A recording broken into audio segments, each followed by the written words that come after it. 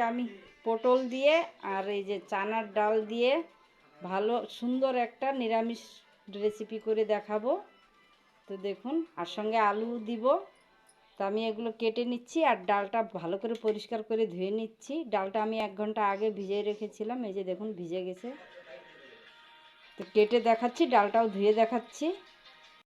তো দেখুন চানার ডালটা ধুয়ে আমি নিয়ে নিয়েছি আর অল্প করে এতে জল দিয়ে দিচ্ছি আর একটু পেস্ট করে নিব।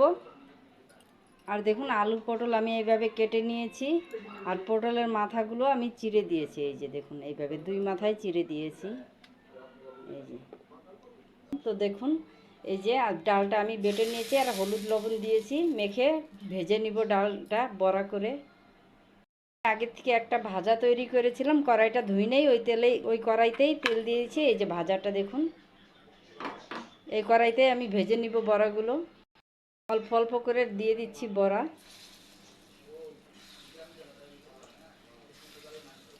তো এতগুলো দিয়ে দিয়েছি বন্ধুরা, দেখুন ভেজে নিব আমি।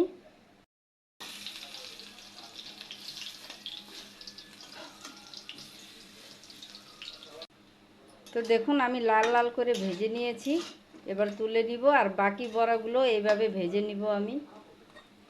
এই কড়াইতে আমি পটলগুলো লাল করে ভেজে নিব সুন্দর করে। একটু হলুদ গুঁড়ো দিয়ে দিচ্ছি সামান্য, একটু লবণ দিয়ে দিচ্ছি, উল্টে পাল্টে বেশ সুন্দর লাল করে ভেজে নিব।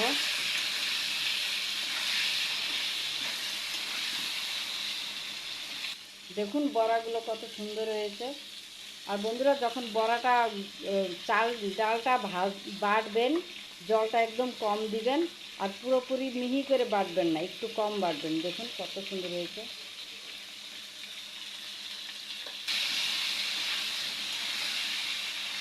তো দেখুন পটলগুলো আমি খুব সুন্দর করে ভেজে নিয়েছি লাল লাল করে, এভাবে ভাজতে হবে। এবার পটলগুলো আমি তুলে নিচ্ছি, দিয়ে দিচ্ছি জিরা ফোড়ন একটু। পটল ভাজার পরে তেলটা খুব কালো হয়ে গেছে, আলু দিয়ে দিচ্ছি, কেটে রাখা ধোয়া আলু। অল্প করে একটু হলুদ গুঁড়ো দিয়ে দিচ্ছি, হালকা একটু লবণ দিয়ে দিচ্ছি। আলুগুলো আমি লাল লাল করে বেশ করে ভেজে নেব। একটু ঢাকা দিয়ে দিব, আলুটা ভিতর থেকে গলে যাবে। তো দেখুন ভালো মতো আলু লাল করে ভেজে নিয়েছি। এর ভিতরে দিয়ে দিচ্ছি একটু কাঁচা লঙ্কা আর আদা বাটা, কাঁচা লঙ্কা আর আদা বাটা।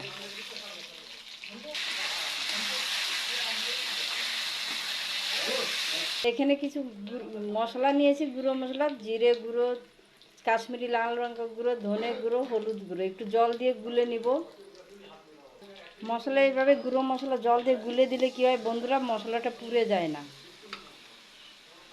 দিচ্ছি স্বাদ মতো লবণ। এই মশলাটা ভালো করে কষে নিতে হবে, খুব সুন্দর করে কষে নিব। দেখুন মশলাটা ভালো করে কষানো হয়ে গেছে, খুব সুন্দরভাবে তেলও ছেড়ে দিয়েছে। এবার দিয়ে দিচ্ছি ভিজানো কিছুটা চানা ডাল। বন্ধুরা আমরা তো মাছ মাংস ডাল সবই খেয়ে দেখি, একবার এই রেসিপিটা ট্রাই করে দেখবেন, খেতে দারুণ হয়। আবার একটু কষে নিচ্ছি। কষানোর পরে দিয়ে দিচ্ছি একটা টমেটো। টমেটো দেওয়ার পরেও একটু আরও কষাই নিব, সুন্দর করে কষাতে হবে।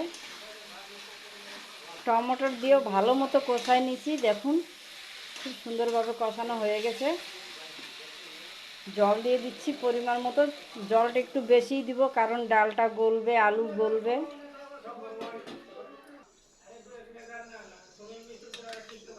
তো অনেকক্ষণ আমি জাল করে নিছি, ফুটাই নিছি। এই যে দেখুন আলু মোটামুটি গলে আসছে, এই যে আলু গলে আসছে, ডালটাও গলে আসছে, এই যে গলে গেছে। আমি বড়াগুলো দিয়ে দিচ্ছি। একবার ফুটে আসলে আমি পটল ভাজাগুলো দিয়ে দিব।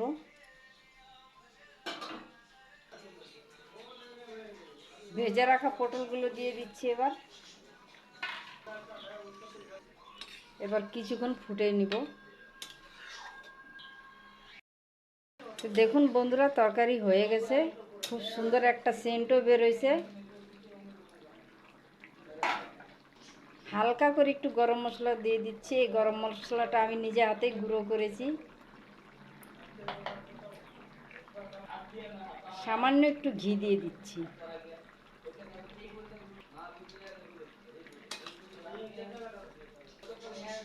সবজি হয়ে গেছে, এবার আমি ঢেলে নেব। নিরামিষ তরকারি বানানো দেখলেন, আলু দিয়ে, বড়া দিয়ে, পটল দিয়ে। কেমন লাগলো অবশ্যই কমেন্ট করে জানাবেন। তো দেখুন বন্ধুরা, কত সুন্দর হয়েছে। একবার হলেও নিরামিষ দিনে এইভাবে ট্রাই করে খেয়ে দেখবেন, দারুণ লাগে। ভাতের সঙ্গে, রুটির সঙ্গে, পরোটার সঙ্গে, যেটার সঙ্গেই খাবেন খুব ভালো লাগবে। ভিডিওটি ভালো লাগলে অবশ্যই একটা লাইক দিন বন্ধুরা। পুরনো বন্ধু, নতুন বন্ধু সবাইকে ধন্যবাদ জানাই। এইভাবেই আমার পাশে থেকো। আজকে এখানেই শেষ করছি। সবাই ভালো থাকবে।